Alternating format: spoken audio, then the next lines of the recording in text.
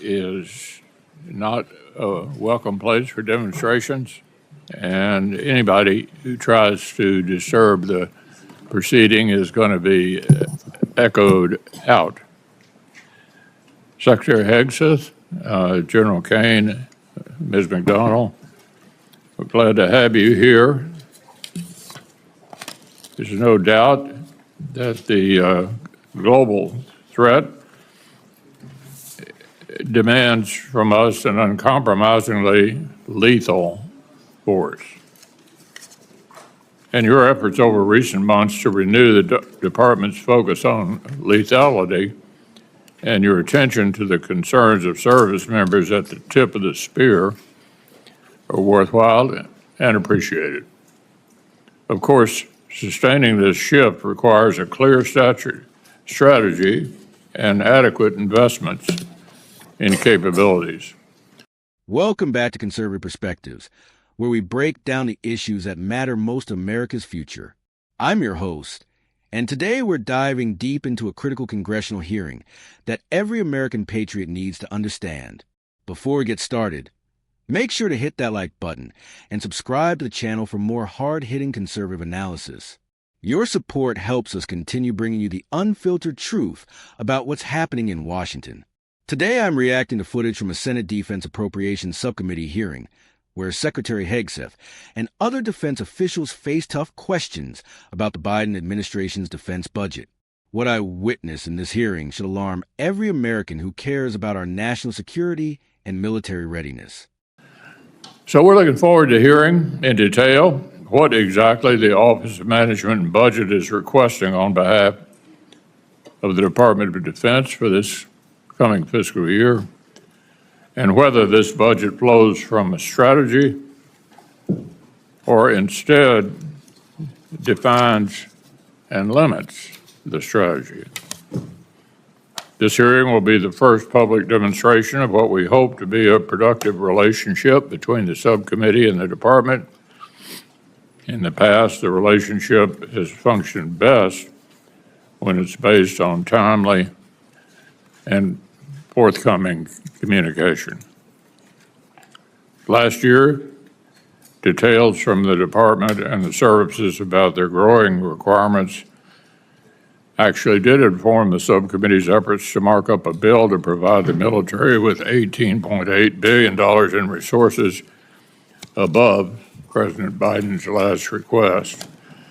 Unfortunately, we all know that didn't become law.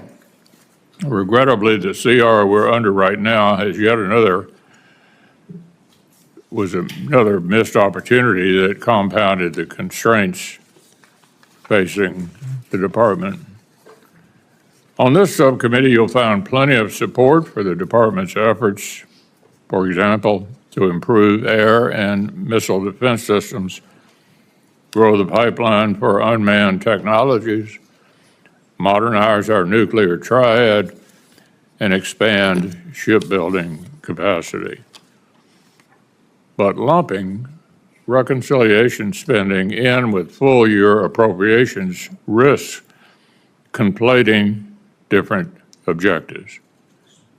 Chairman Wicker and his South House counterpart have pointed out already that even an important one-time investment in military modernization is not a substitute for steady growth in the annual budget top line. In fact, it may well end up functioning as a shell game to avoid making the most significant annual investments that we spent years urging the previous administration to make. I struggle to understand, for example, why the administration would cut procurement funding in the base fiscal year 26 budget by $14.4 billion and move that funding into, all of which enjoys strong bipartisan support, while that would be moved into a simple majority reconciliation bill. The fiscal year 26 annual request seems to do just this for Virginia-class submarines, Arleigh Burke-class destroyers, and B-21 bombers. Like with critical munitions, we should send the services and industry a sustained demand signal by incorporating them into annual appropriations. If we're really serious about making the sustained long-term investments in our military, then let's do it more than just a one-time injection of funding. If the administration wants to request a $1 trillion defense budget for fiscal year 26 and make a full-year investment in urgent priorities and new programs, let's do it. In the meantime, let's not overstate the fiscal 26 request. The administration's requested base defense budget is lower than 15 of the last 20 annual requests, including President Biden's request for fiscal year 25. In fact, fiscal year 26 extends your predecessor's streak to 5 straight base reduction requests that would fail to keep pace with inflation, let alone with the threat of China. But say we do take reconciliation into account, even then, this is hardly the largest funding request for the Department of Defense. In constant dollars, the fiscal year 26 Department of Defense budget request still falls short of the annual funding request for fiscal 08, fiscal year 09, fiscal year 10, and fiscal year 11. As a share of GDP, even including reconciliation, the fiscal year 26 request is still just around 3%. That's not just half the level of the Reagan buildup that secured peace through strength. It's even less than the 4.5% of GDP requested for defense under President Carter. As we've discussed before, I think it's worth repeating, the cost of a war is a lot bigger than preventing a war. At the height of World War II, 37% of our gross domestic product was spent on defense. In Korea, 13%, Vietnam, 9%, the Reagan buildup, 6%.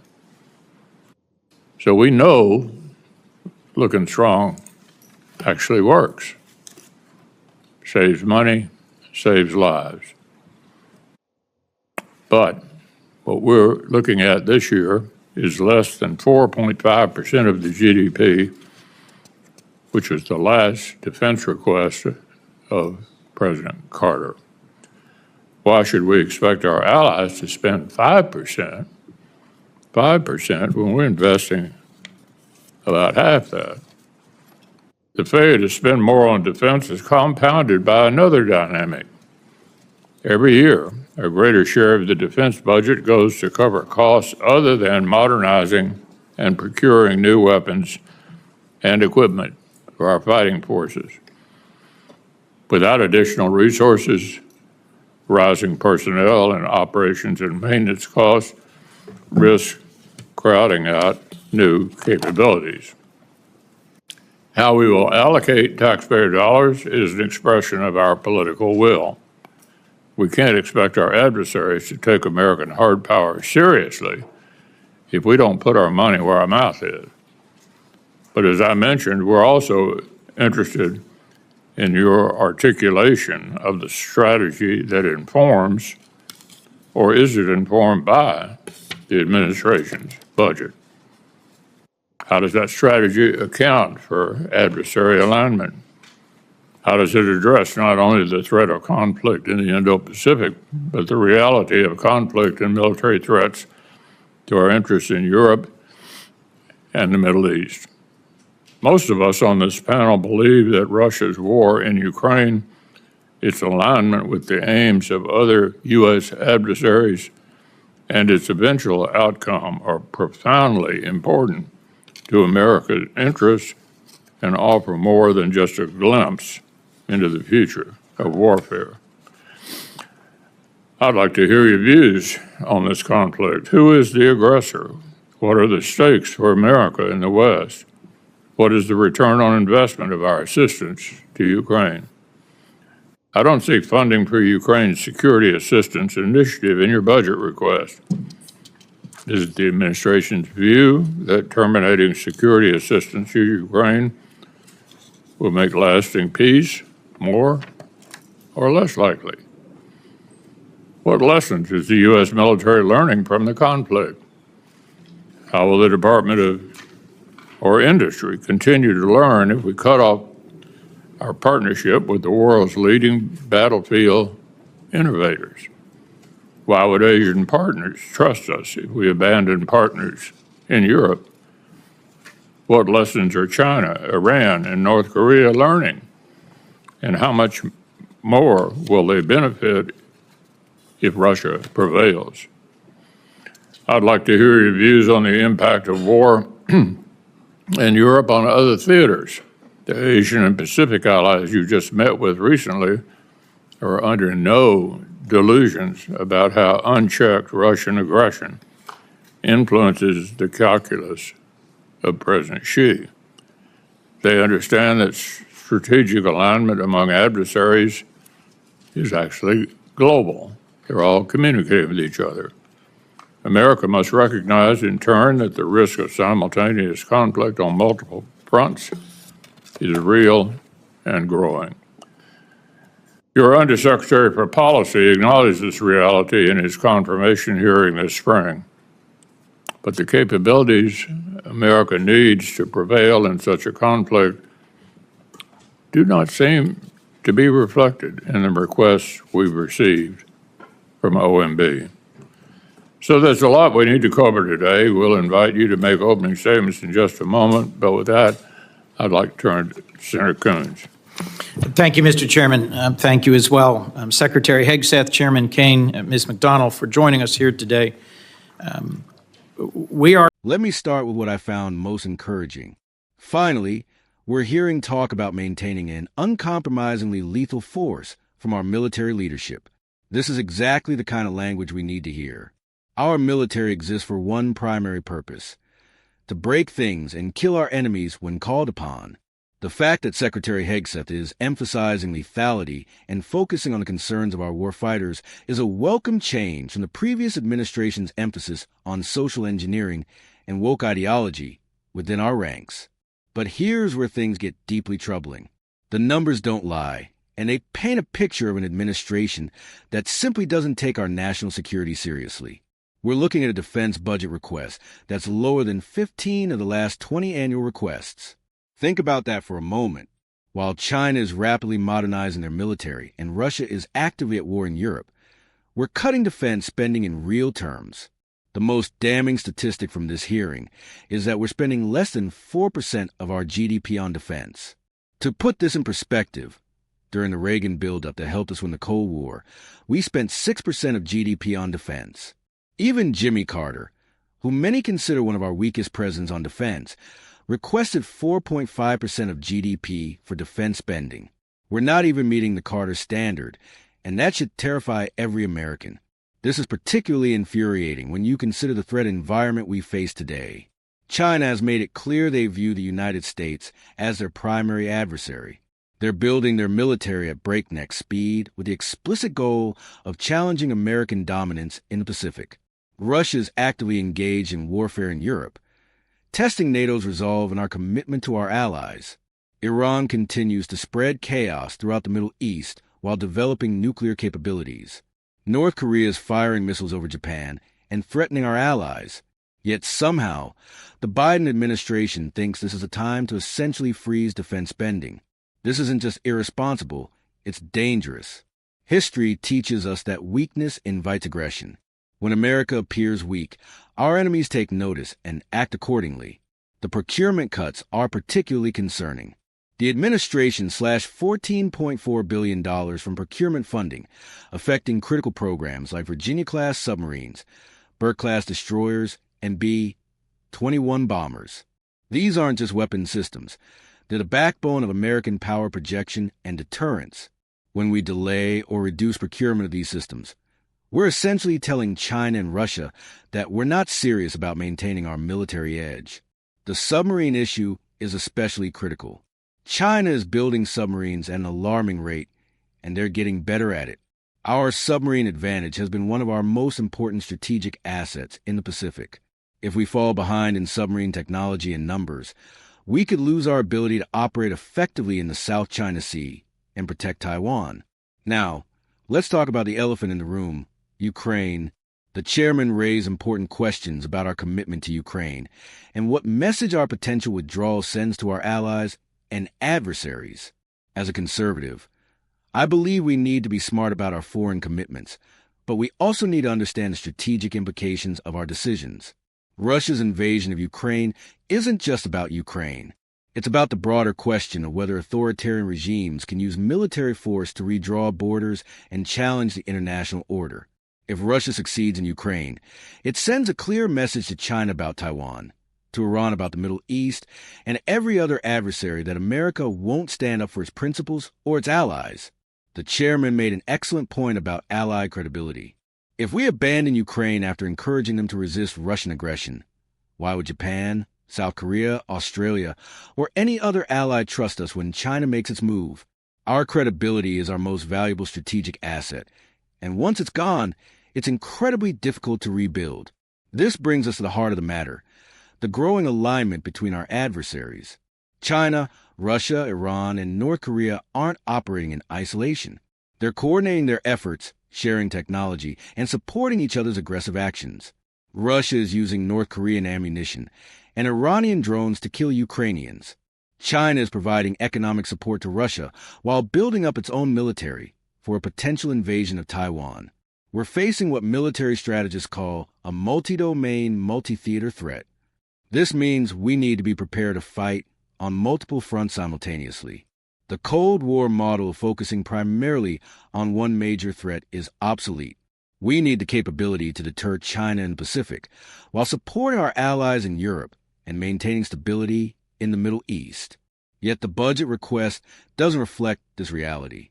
Instead of increasing our capabilities to meet these multiple threats, we're essentially treading water while our enemies sprint ahead. This is a recipe for disaster. The personnel cost issue raised in the hearing is another critical concern. A growing percentage of our defense budget goes to personnel and operations costs rather than new weapons and equipment. While I absolutely support taking care of our service members and their families, we need to find ways to control these costs without shortchanging our people or our modernization efforts. One solution is to grow the overall defense budget significantly. If we're spending 6% of GDP on defense like we did during the Reagan years, we can afford to take care of our people and modernize our military. But at current spending levels, we're forced into impossible choices between personnel and procurement. The hearing also highlighted the importance of working with our defense industrial base. American defense contractors aren't just businesses. They're national security assets. When we send mixed signals about our commitment to defense spending, we make it harder for these companies to invest in the facilities and workforce needed to produce the weapons our military needs. This is particularly important for shipbuilding, which was mentioned in the hearing. Building ships takes years, and shipyards need consistent demand to maintain their workforce and capabilities.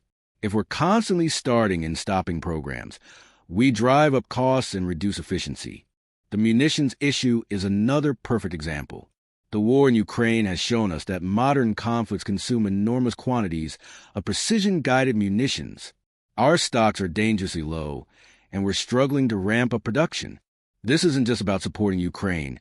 It's about ensuring we have the ammunition we need if we have to fight China or any other adversary. As conservatives, we need to remember that the first responsibility of the federal government is to provide for the common defense. This isn't optional spending. It's a constitutional requirement. Every other government program is secondary to ensuring our nation can defend itself and its interests. The historical examples cited in the hearing are instructive. During World War II, we spent 37% of GDP on defense because we understood the existential threat we faced. During the Korean War, it was 13%. During Vietnam, 9%. These numbers seem impossible today, but they reflect the reality that sometimes survival requires sacrifice. We're not at that point yet, but we're moving in a dangerous direction.